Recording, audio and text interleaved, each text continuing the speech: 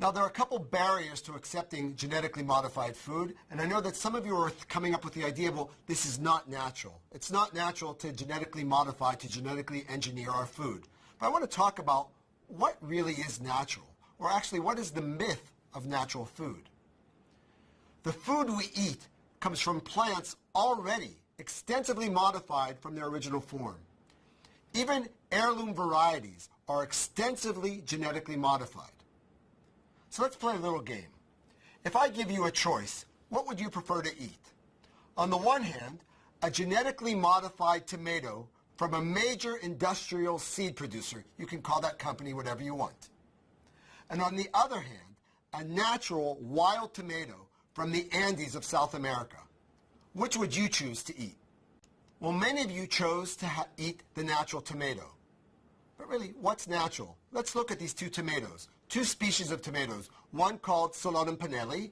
This is the natural wild tomato found in the Andes. And the other tomato called Solanum lycopersicum, which is the cultivated form of tomato that we have in our salads in the morning. The wild form of tomato, the Solanum Pennellii, is resistant to diseases, it's resistant to pests, it's a weed. It can grow under any conditions, but it's also very small, and unfortunately, it's also poisonous.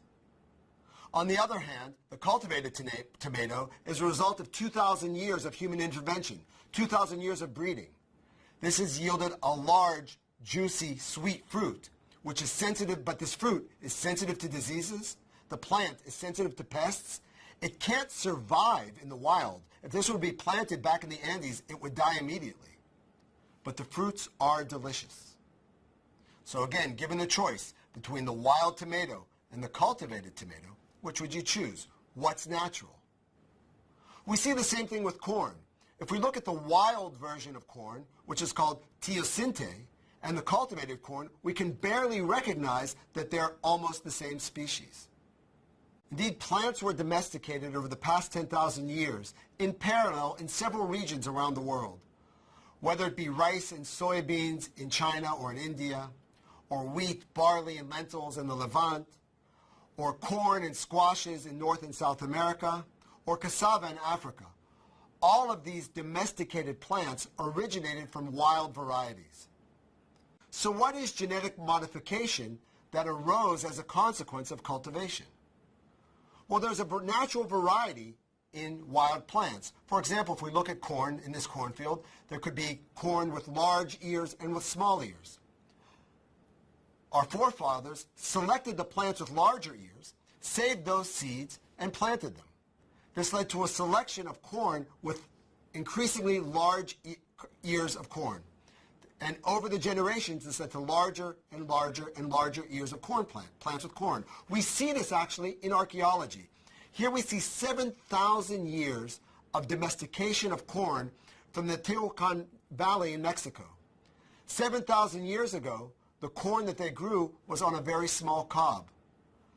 This cob got progressively larger until over 500 years ago, the size of the corn was very similar to what we have today in domesticated corn. This resulted through slow selection by the farmers in Mexico. This led to a genetic selection for larger and larger ears of corn. Through this selection, from teosinte, the wild corn, to domesticated corn, there were other changes. For example, in the wild corn, the kernels are surrounded by a hard casing. This hard casing actually protects the seed so that it can be spread by animals. But to get to the corn, to eat it, you have to open it, break it open. The original farmers 7,000 to 8,000 years ago selected for varieties that no longer had this casing. We no longer see this casing on cobs of corn. But again, if you would take this domesticated corn, even domesticated corn 5,000 years ago that had lost the casing, it could not survive without human input. Why? Because the cobs would fall on the ground and the seeds could no longer be dispersed because they didn't have their casing. So over 7,000 years of cultivation, there was a decrease in branching and increase in seed size were also selected for, which led from that very thin teosinte cob to the modern corn that we all enjoy today. The take-home message here is that human intervention has invented All. Now repeat that. Human intervention has invented all of our cultivated foods. This is also clearly seen in brassica. Let's take, for example, a wild mustard, which is very similar to the Arabidopsis plants we saw in some of our earlier lectures.